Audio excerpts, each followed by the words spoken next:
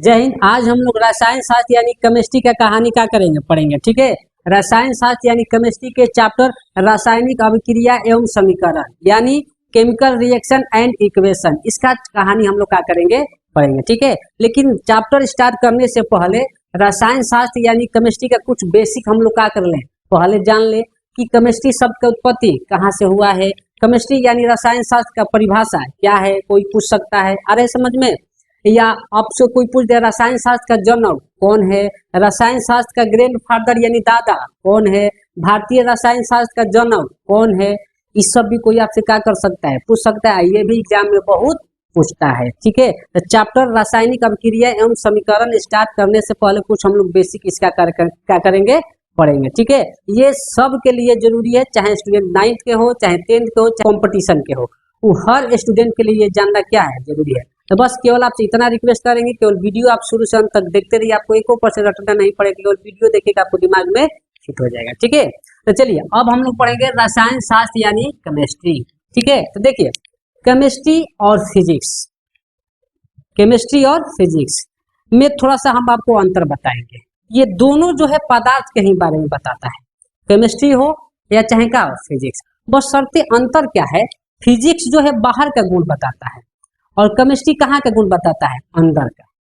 आ रहा है समझ में। इसलिए थोड़ा फिजिक्स आसान होता है क्योंकि वो बाहर का गुण बताते हैं, हमें सब दिखाई देता है क्या हो रहा है क्या नहीं।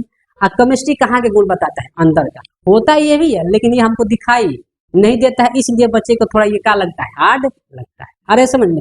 नॉर्मल एगो परिभाषा आपको बता रहे हैं, जैसे मान लीजिए ये क्लासरूम है, ये क्या है क्लास, यानी केमिस्ट्री और फिजिक्स में आपको तले हम अंतर क्या कर पहले समझा दे। ये क्लासरूम है, अब ये क्लास में दरवाजा बंद है, गेट बंद है, आपको गेट के बाहर खड़ा कर दिया गया, यानी रूम के बाहर दरवाजा बंद है, आप बाहर खड़े हैं, आप बाहर से अंदर क्लास में क्या क्या है आपको दिखाई नहीं दे रहा है। तो अगर आपसे कोई पूछे बबुआ ये क्लासरूम है, ये बताओ एक अंदर क्या होगा, तो क्या बताइएगा, यही नो कि बोर्ड होगा, मार्कर होगा, बेंच होगा, कुर्सी होगा, बताइएगा कि नहीं बताइएगा। कहाँ से, बाहर से खड़े होते, कोई अगर पूछे तो वो है। अब आपको गेटवा कोई खोल दे, आपको अंदर ढुकाते हैं, अब बोले अब बबुआ बताओ देख कि इसमें क्या क्या है, क्लासरूम में क्या क्या है। तो बताइए, एगो आप बाहर से बता रहे थे वो दिखाई नहीं दे रहा था, अब एगो अंदर आके देख देख बताइएगा, हाँ इनमें बोर्ड है, कुर्सी है, टेबल है, दो गो कुर्सी है, देख देख कर भी बताइएगा कि नहीं बताइएगा। तो एगो बाहर से जो बता रहे थे वो भी सही था, एगो अंदर से देख कर क्या करे बता रहे वो भी क्या है सही। लेकिन आपको आसान कौन लगेगा, बाहर से देख कर क्या करना बताना कि अंदर से देख कर बताना, कि अंदर से जो आपको सामने दिखाई दे रहा है उसको। तो जो अंदर से देख कर बता रहे हैं वो केकरा अंतर्गत आएगा, फिजिक्स के अंतर्गत। और जो बाहर से देख कर बता रहे थे वो केकरा अंतर्गत आएगा बबुआ, केमिस्ट्री। यानी होता वो भी है पर हमको दिखाई नहीं दे रहा है। अरे समझ में। तो चलिए ये था अंतर। अब जैसे कोई नॉर्मल आपसे पूछे केमिस्ट्री शब्द की उत्पत्ति कहाँ से हुई है, कोई पूछ दे, तो केमिस्ट्री शब्द की उत्पत्ति बबुआ ग्रीक शब्द केमिया से हुई है। कहाँ से हुई है, कीमिया, जिसका अर्थ होता है काली मिट्टी, काली मिट्टी। बात समझ रहे हैं।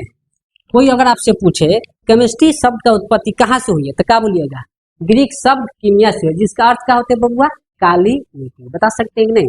अब केमिस्ट्री का अगर परिचय कोई पूछे, इंट्रोडक्शन, तो बोल दीजिए कि केमिस्ट्री शब्द की उत्पत्ति ग्रीक शब्द कीमिया से हुई, जिसका अर्थ क्या होता है बबुआ, काली। और कोई अगर आपसे परिभाषा पूछे यानी डिफिनेशन, कोई अगर पूछ दे कि रसायन शास्त्र का परिभाषा हमको क्या कीजिए आप बताइए, तो क्या बोलिएगा। तो ये क्या करता है, देखिए ये पदार्थ के 4 चीजें बताता है। पहले नंबर तो पदार्थ के गुण बताएगा, पदार्थ के गुण, उसके बाद संगठन बताएगा, उसमें उसके क्या बताएगा, संरचना बताएगा, और उसमें होने वाले परिवर्तनों को क्या बताता है, अध्ययन। अरे समझ में।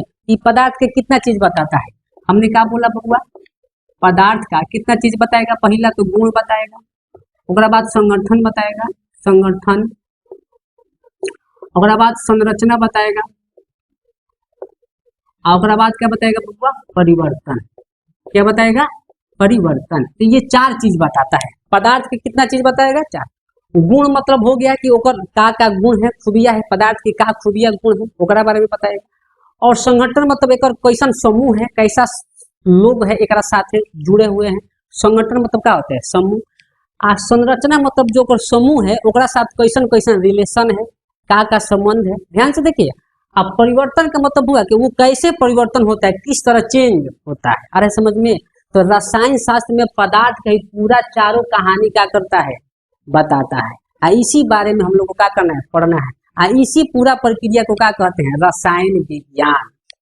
अरे समझ में, तो अगर कोई आपसे पूछे रसायन शास्त्र का परिभाषा बताइए तो क्या बोलेंगे, विज्ञान की जिस शाखा में, तो सुनिएगा, विज्ञान की जिस शाखा में पदार्थों के गुण, संगठन, संरचना तथा उसमें होने वाले परिवर्तनों को क्या किया जाता हो, अध्ययन किया जाता हो।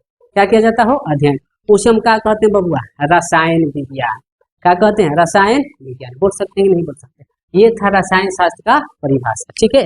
अब कुछ हम आपको मुख्य बातें बताएंगे, जैसे रसायन शास्त्र का जनक, अगर आपसे कोई पूछ दे रसायन शास्त्र का जनक यानी पिता, तो रसायन शास्त्र के जो पिता है, जो जनक है, वो फ्रांस के वैज्ञानिक थे। कहाँ के वैज्ञानिक थे बबुआ, फ्रांस। फ्रांस के कौन थे, लेवोजियस।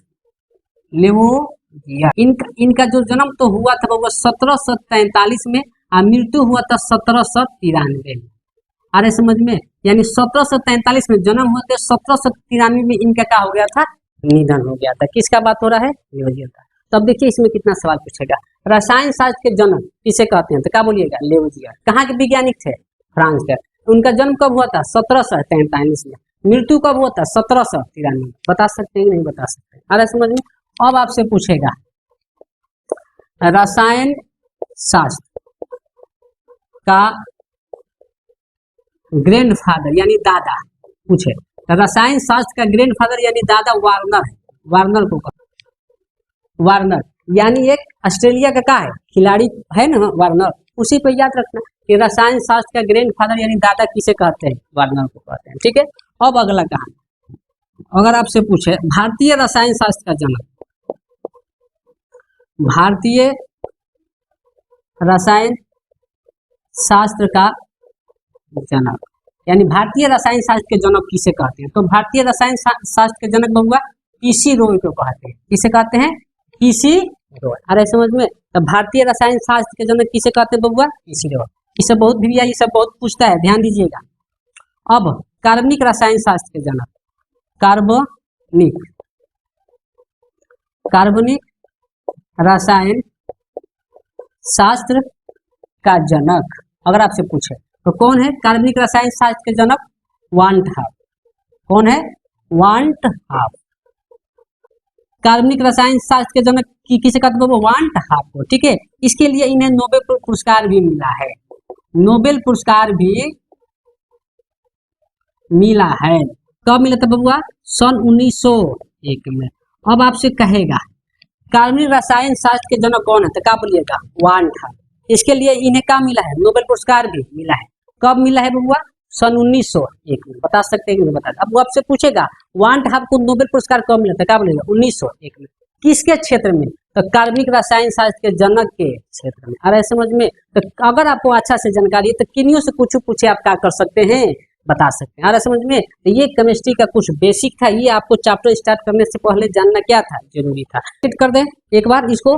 अब आपसे पूछेगा केमिस्ट्री शब्द की उत्पत्ति ग्रीक शब्द का से हुई है, कीमिया से, जिसका अर्थ क्या होता है बबुआ, काली मिट्टी। बता सकते हैं। अब आपसे कोई केमिस्ट्री का यानी रसायन शास्त्र का परिभाषा पूछेगा तो क्या बोलिएगा, विज्ञान की जिस शाखा में पदार्थों के गुण, संगठन, संरचना तथा उसमें होने वाले परिवर्तनों को क्या किया जाता है, अध्ययन, उसे हम क्या कहते हैं, रसायन विज्ञान। क्या कहते हैं, रसायन विज्ञान। अरे समझ में। अब आपसे पूछेगा रसायन शास्त्र के जनक किसे कहते हैं, रसायन शास्त्र के जनक तो कौन है, लेवोजियस। कहाँ के वैज्ञानिक थे, फ्रांस के। लेवोजियस का जन्म कब हुआ था, 1743। मृत्यु कब हुआ था, 1793 में। बता सकते हैं जन्म कब हुआ था, 1743 में। मृत्यु कब हुआ था, 1793 में। किसका बात हो रहा है, लेवोजियस का। अरे समझ में। अब रसायन शास्त्र के ग्रैंडफादर यानी दादा किसे कहते हैं, तो वार्नर को। किसे कहते हैं, वार्नर को। भारतीय रसायन शास्त्र के जनक कौन है, पीसी रॉय। कौन है, पीसी रॉय। अब कार्बनिक रसायन शास्त्र के जनक किसे कहते हैं, वांट हाफ। इसके लिए इन्हें क्या मिला था, नोबेल पुरस्कार मिला था। कब मिला था, 1901 में। बता सकते हैं नहीं बता सकते। ये था बेसिक। अब हम लोग स्टार्ट करेंगे चैप्टर, ठीक है। तो अब हम चैप्टर स्टार्ट करेंगे रासायनिक अभिक्रिया एवं समीकरण, ठीक है। चलिए अब हम लोग पढ़ेंगे चैप्टर रासायनिक अभिक्रिया एवं समीकरण यानी केमिकल रिएक्शन एंड इक्वेशन। इसका कहानी हम लोग क्या करेंगे, अब हम लोग पढ़ेंगे, ठीक है। तो सब चलिए तो सबसे पहले हम लोग पढ़ेंगे रासायनिक अभिक्रिया, रासायनिक अभिक्रिया, ठीक है ना। इसका कहानी हम लोग पढ़ेंगे कि रासायनिक अभिक्रिया किसे कहते हैं। अरे समझ में, देखिए एक लाइन में आपको बता रहे हैं अभिक्रिया के मतलब क्या होता है। अभिक्रिया के मतलब होता है चेंज यानी परिवर्तन। चेंज यानी परिवर्तन को हम क्या कहते हैं बबुआ, अभिक्रिया। और रासायनिक मतलब वैसा चेंज जो हमको दिखाई न दे, चेंज हो पर वो हमको दिखाई न दो, तो उस पूरा प्रक्रिया को क्या कहते हैं, रासायनिक अभिक्रिया। जैसे फॉर एग्जांपल मान लीजिए अभी हम सब्जी बनाए, ताजा है तो स्वाद ठीक है, गर्मी का दिन है उसको छोड़ देंगे तो कुछ देर बाद शाम में वो ओकर स्वाद क्या होता है, चेंज हो जाता है, खट्टा हो जाता है, होता है कि नहीं होता है। तो देखिए जब बनाए थे उसका स्वाद अच्छा था, कुछ और था, कुछ देर बाद शाम में ओकर स्वाद क्या हो गया, चेंज हो गया, तो परिवर्तन हुआ कि नहीं हुआ। लेकिन वो जो चेंज हुआ, कैसे चेंज हुआ, कब खट्टा हो गया हमको दिखाई दिया, और किस तरह हुआ हमको दिखाई दिया नहीं, तो वो चेंज हुआ ऊपर हमको दिखाई नहीं दिया, तो उस पूरा प्रक्रिया को हम क्या कह सकते हैं, रासायनिक अभिक्रिया।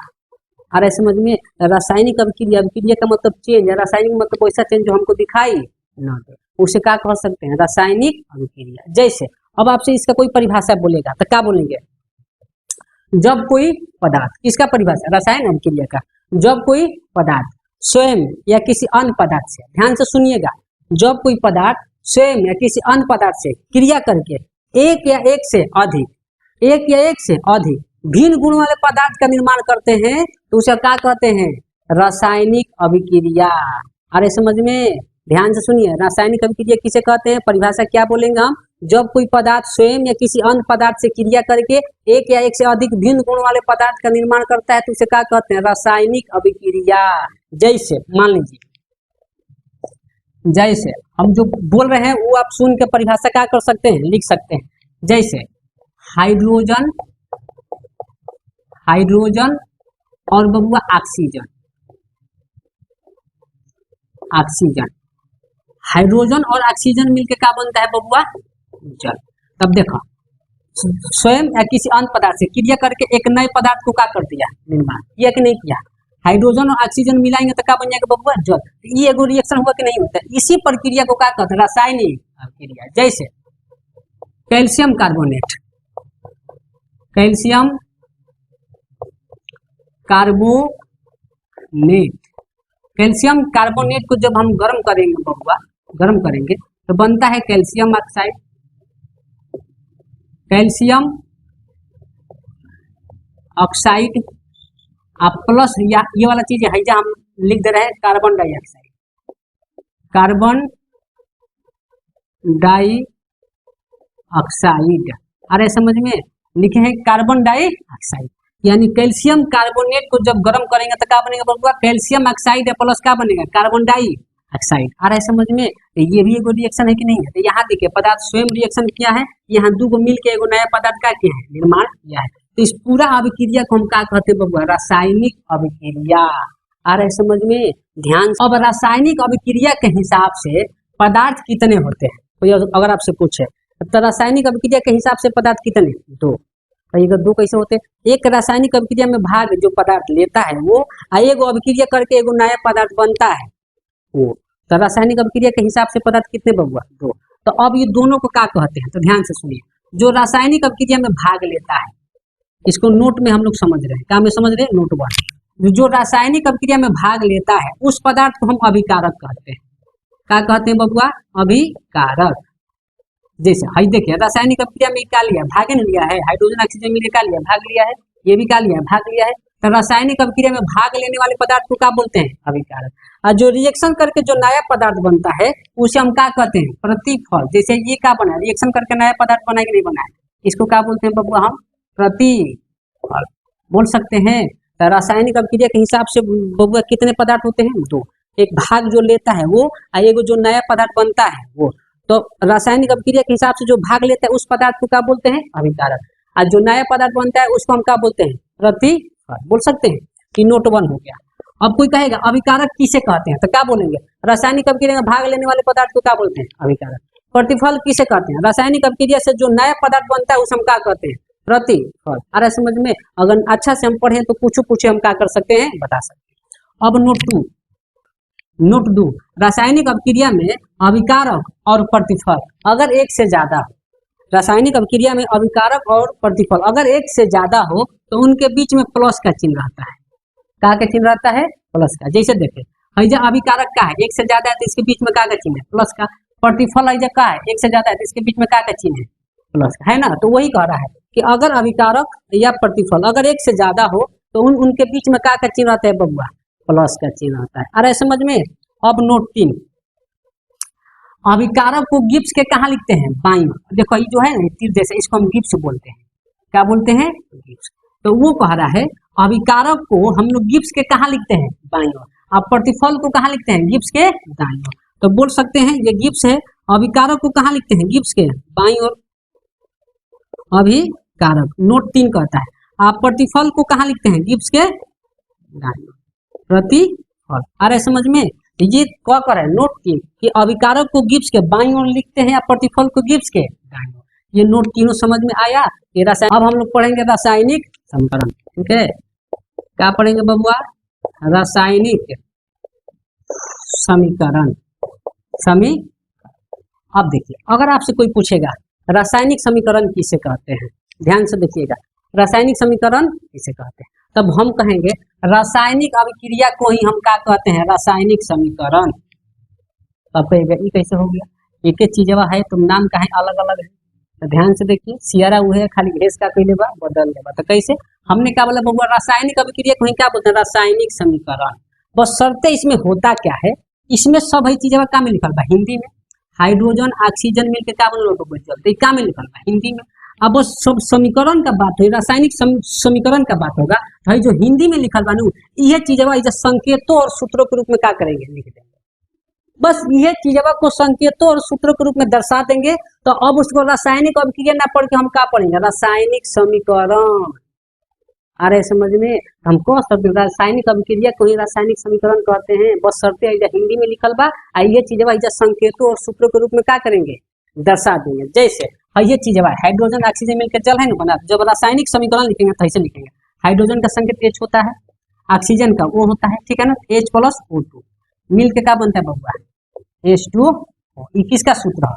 जल का, है कि नहीं? तो अब है जो हम लिखे हैं संकेतों और सूत्रों के रूप में, तो अब इसको हम क्या पढ़ेंगे? रासायनिक समीकरण। अरे समझ में। तो सियरा तो वही है, खाली भेस का कोई लेगा बदलना है, बदला है कि नहीं बोला है? तो अब कोई पूछेगा रासायनिक समीकरण किसे कहते हैं, तो एक लाइन में इकरे बारे में बोलेंगे। क्या से कहते हैं? तो क्या बोलेंगे? रासायनिक अभिक्रिया में, रासायनिक अभिक्रिया में भाग लेने वाले अभिकारक और बनने वाले प्रतिफल को संकेतों और सूत्रों के रूप में, संकेतों और सूत्रों के रूप में व्यक्त करने के, व्यक्त मतलब दर्शाने की प्रक्रिया को क्या कहते हैं? रासायनिक समीकरण। बात समझ रहे हैं? रासायनिक अभिक्रिया को ही रासायनिक समीकरण कहते हैं। बस शर्त है कि वो हिंदी में तेकरा के संकेतों और सूत्रों के रूप में क्या करेंगे? दर्शा। बात समझ रहे हैं? तो रासायनिक समीकरण का परिभाषा क्या बोलेंगे बबुआ? रासायनिक अभिक्रिया में भाग लेने वाले अभिकारक और प्रतिफल को संकेतों और सूत्रों के रूप में दर्शाने की प्रक्रिया को क्या बोलते हैं? रासायनिक समीकरण। जैसे कैल्शियम कार्बोनेट है तो CaCO, फिर ये कैल्शियम कार्बोनेट का सूत्र होता है। जब इसको गर्म करेंगे तो क्या बनेगा? कैल्शियम ऑक्साइड यानी Ca+CO2 कार्बन डाइऑक्साइड। तो देखिए हई जो हिंदी में लिखले बानी तो इसको हम रासायनिक अभिक्रिया पढ़ेंगे। जब इस संकेतों और सूत्रों के रूप में दर्शा देनी तो इसको हम क्या पढ़ेंगे बबुआ? रासायनिक समीकरण। अरे समझ में। इसी को बोलते हैं रासायनिक समीकरण। क्लियर है? कोई दिक्कत है यहाँ तक? तो इसको हम लोग क्या पढ़े? यहाँ तक समझ में आया हुआ? यहाँ तक क्लियर हुआ? सबसे पहले हम लोग क्या पढ़े? रासायनिक अभिक्रिया। तो कोई पूछेगा रासायनिक अभिक्रिया किसे कहते हैं, तो क्या बोलेंगे? जब कोई पदार्थ स्वयं या किसी अन्य पदार्थ से क्रिया करके एक या एक से अधिक भिन्न गुण वाले पदार्थ का निर्माण करते हैं, उसे क्या कहते हैं? रासायनिक अभिक्रिया। जैसे हाइड्रोजन ऑक्सीजन मिलकर क्या बन गया? जल। क्या कहलाएगा बबुआ? रासायनिक अभिक्रिया। अब रासायनिक अभिक्रिया के हिसाब से पदार्थ कितने होते हैं? 2। एक भाग लेने वाले एक नए पदार्थ बनता है, वो तो जो भाग लेता है पदार्थ उसको क्या बोलते हैं? अभिकारक। जो नया पदार्थ बनता है उसको क्या बोलते हैं? प्रतिफल। अरे समझ में। रासायनिक अभिक्रिया के हिसाब से पदार्थ 2, अभिकारक और प्रतिफल। नोट 2 का बताइए आपके बबुआ कि अभिकारक और प्रतिफल अगर एक से ज्यादा हो तो उसके बीच में क्या चिन्ह रहता है? प्लस का। क्या चिन्ह रहता है? प्लस का। अब नोट 3 का बोलिए कि अभिकारक को गिब्स के केने लिखते हैं? बाईं ओर। अब प्रतिफल को केने लिखते हैं? गिब्स के दाईं ओर। हई अभिकारक है, हई क्या है? प्रतिफल। तो अभिकारक को गिब्स के कहाँ लिखते हैं? बाईं ओर। प्रतिफल को कहाँ लिखते हैं? गिब्स के दाईं ओर। बोले हैं। और बाद हम लोग पढ़े रासायनिक समीकरण। हम क्या बोलेंगे, रासायनिक अभिक्रिया को ही हम क्या कहते हैं, रासायनिक समीकरण। बस शर्तें है कि हिंदी में लिखल बा यह चीज को संकेतों और सूत्रों के रूप में दर्शा देंगे तो उसको रासायनिक अभिक्रिया ना पढ़ के क्या पढ़ेंगे, रासायनिक समीकरण। अरे समझ में, जैसे रासायनिक समीकरण किसे कहते हैं, कोई पूछा तो क्या बोलेंगे, रासायनिक अभिक्रिया में भाग लेने वाले अभिकारक और बनने वाले प्रतिफल को संकेतों और सूत्रों के रूप में व्यक्त करने की प्रक्रिया को क्या बोलते हैं, रासायनिक समीकरण। बोल सकते हैं नहीं बोल सकते, जैसे हाइड्रोजन ऑक्सीजन मिलकर क्या बन गया, जल। अरे समझ में, यहाँ हिंदी में है, यहाँ पर क्या है, संकेतों के रूप में है ना, तो इसको हम क्या पढ़ेंगे, रासायनिक समीकरण। क्लियर है। देखिए देखिए मेरे भाई, मेहनत तो करना पड़ेगा, मेहनत करना पड़ेगा, ईमानदारी से पढ़िए और मेहनत कीजिए और एक दिन काबिल और कामयाब जरूर बनिए। नहीं तो अगर आप कामयाब नहीं बनिएगा तो आपको कोई पूछने वाला नहीं, क्योंकि ये दुनिया उसी को पूछती है जिसके पास कुछ है, और जिसके पास कुछ नहीं है उसको कोई पूछने वाला नहीं। समझ रहे मेरे बात को। जब जेब में लाखों हो नू, लाखों, तो लाखों मिलते हैं लाखों देने वाले। जब जेब में लाखों हो तो लाखों मिलते हैं लाखों देने वाले, लेकिन जब जेब में कुछ ना अनुभव हुआ तो कोई आपको पूछने भी नहीं आएगा। समझ रहे मेरे बात को। इसलिए मेरे भाई ईमानदारी से पढ़िए, मेहनत कीजिए और खुद को काबिल बनाइए, खुद को इतना काबिल बनाइए, इतना काबिल बनाइए कि आपको पाने वाला फिक्र करे और आपको खोने वाला अफसोस करे। समझ रहे मेरे बात। इसलिए भाई मेरे, आप ईमानदारी से पढ़िए और मेहनत कीजिए और कामयाब बनिए। आ रहा है समझ में, क्लियर है। चलिए तो हम लोग रासायनिक समीकरण का कहानी का पढ़े, ठीक है नु। तो रासायनिक समीकरण किसे कहते हैं, क्लियर हुआ। अब सुनिए, रासायनिक अभिकरण जो है दो तरह के होते हैं। कितने तरह के होते हैं, दो। कौन कौन होते हैं हम आपको यहाँ पर बता रहे हैं, ऊपर कितने तरह के होते हैं। तो हम बोल सकते हैं कि रासायनिक समीकरण के कोई को लेकर दो गो। पहला संतुलित, संतुलित रासायनिक समीकरण, समीकरण, ठीक है, पहला नहीं क्या। दूसरा बबुआ असंतुलित, असंतुलित, असंतुलित रासायनिक समीकरण, समीकरण। समझ रहे मेरे बात को। तो रासायनिक समीकरण के कोई कोई को लेकर बबुआ दो, एगो संतुलित रासायनिक समीकरण और एक क्या होता है, असंतुलित रासायनिक समीकरण। अब आपसे पूछेगा संतुलित किसे कहते हैं, असंतुलित किसे। देखिए एक देखिएगा गौर से, तो एक नाम में ही आंसर छुपा हुआ है। आपको एक नाम में कैसे, संतुलित मतलब का समान का जिक्र कर रहा है, असंतुलित मतलब का असमान का। ई कहता है संतुलित का मतलब का रासायनिक अभिक्रिया में दो पदार्थ, एगो अभिकारक और प्रतिफल। तो ई क्या कहेगा, रासायनिक समीकरण में भाग लेने वाले अभिकारक और बनने वाले प्रतिफल, तो दोनों ओर के तत्व के परमाणु संख्या क्या हो, समान। दोनों ओर उपस्थित तत्व के परमाणु संख्या क्या हो, समान। उसे क्या कहते हैं, संतुलित रासायनिक समीकरण। अब कहेगा असंतुलित रासायनिक समीकरण किसे कहते हैं, तो इसी का बेटा है ये। तो क्या बोलेंगे, रासायनिक समीकरण में भाग लेने वाले अभिकारक और बनने वाले प्रतिफल के दोनों ओर के तत्व के परमाणु संख्या क्या हो और समान, उसे क्या कहते हैं, असंतुलित रासायनिक समीकरण। बात समझ में आ रहा है। एक नाम में आंसर छिपा है। तो कोई पूछेगा संतुलित रासायनिक समीकरण किसे कहते हैं, तो बोल सकते हैं रासायनिक समीकरण में भाग लेने वाला विकारक और बनने वाले प्रतिफल दोनों ओर उपस्थित तत्व के परमाणु संख्या का समान हो, उसे क्या कहते हैं, संतुलित रासायनिक समीकरण। जैसे कार्बन और ऑक्सीजन मिलकर वो क्या बनता है, कार्बन डाइऑक्साइड बनता है ना। तब देखिए हेने कार्बन कोई गो एगो, हेने कार्बन कोई गो एगो, ऑक्सीजन कोई गो दूगो, ऑक्सीजन कोई गो दूगो। तो बताइए दोनों ओर उपस्थित तत्व के परमाणु संख्या समान है कि नहीं है ना। तो जब दोनों ओर उपस्थित तत्व के परमाणु संख्या समान है, अहन है, इसको क्या बोलेंगे बबुआ, संतुलित रासायनिक समीकरण। अरे समझ में। जैसे एक और ले ला, कैल्शियम कार्बोनेट है ना, CaCO3 को जब हम लोग गर्म करते हैं बबुआ तो क्या बनता है, कैल्शियम ऑक्साइड और कार्बन डाइऑक्साइड बनता है ना। देखिए कैल्शियम कोई को बबुआ एगो, कैल्शियम कोई को एगो, कार्बन कोई को एगो, कार्बन कोई को एगो, ऑक्सीजन कोई को बबुआ तीन गो। तो देखो हेंगो तीन गो, ऑक्सीजन एगो हे देवा और दूगो हे देवा, तो ऑक्सीजन कोई को बबुआ तीन गो। तो बताओ दोनों ओर उपस्थित तत्व के परमाणु संख्या समान है कि नहीं, इसको क्या बोलते हैं, संतुलित रासायनिक समीकरण। अरे समझ में। अब पढ़ेगा आपको असंतुलित रासायनिक समीकरण। तो असंतुलित क्या बोलेंगे, सेम वही परिभाषा, ऊपर खाली असमान लगा देंगे। रासायनिक समीकरण में भाग लेने वाले अभिकारक और बनने वाले प्रतिफल के तत्व के परमाणु संख्या क्या हो, असमान, उसे क्या कहते हैं बबुआ, असंतुलित रासायनिक समीकरण। बोल सकते हैं जैसे आपको बता रहे हैं, जैसे मान लीजिए हाइड्रोजन और ऑक्सीजन मिलकर क्या बनता है बबुआ, जल, H2 एक ही हम बोलेंगे तो हो जाएगा। हाइड्रोजन कई गो, एगो हाइड्रोजन कई गो, ऐसे लगता है कि अलग अलग है। ऑक्सीजन कई गो, दो गो, ऑक्सीजन कई गो, एगो, तो दोनों अलग अलग है कि नहीं।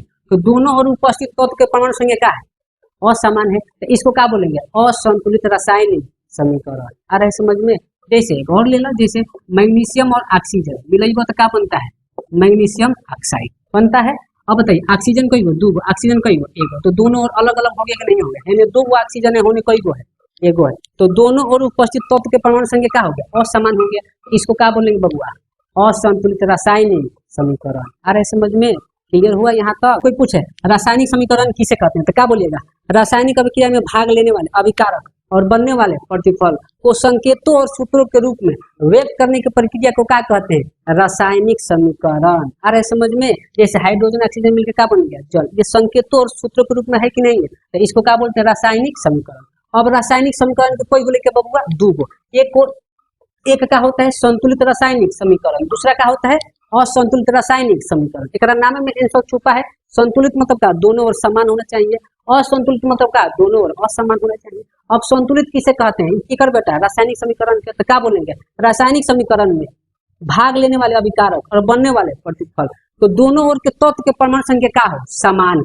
क्या हो, समान। उसे क्या कहते हैं, संतुलित रासायनिक समीकरण। जैसे कार्बन ऑक्सीजन मिलकर क्या बन गया, कार्बन डाइऑक्साइड। सी एगो, ओ दूगो है कि नहीं। तो दोनों और उपस्थित तत्व के परमाणु संख्या क्या है, समान है। तो इसको क्या बोलेंगे, संतुलित रासायनिक समीकरण। आ रहा है समझ में। अब आएगा असंतुलित रासायनिक समीकरण। सेम ये कहानी के कर बेटा, रासायनिक समीकरण के। तो क्या बोलेंगे, रासायनिक समीकरण में भाग लेने वाले अभिकारक और बनने वाले प्रतिफल, तो दोनों ओर के तत्व के परमाणु संख्या क्या हो, असमान। क्या हो, असमान। उसे क्या कहते हैं, असंतुलित रासायनिक समीकरण। आ रहा है समझ में। जैसे हाइड्रोजन ऑक्सीजन मिलकर क्या बन गया, H2O। आ रहा है समझ में। देखिए हाइड्रोजन यहाँ एक गो है, कई गो, दो गो, ऑक्सीजन दो गो, ऑक्सीजन कई गो, एक, अलग अलग है कि नहीं है। तो इसका है असमान, इसको क्या बोलेंगे बबुआ, असंतुलित रासायनिक समीकरण। आ रहा है समझ में। तो यहाँ तक क्लियर हुआ।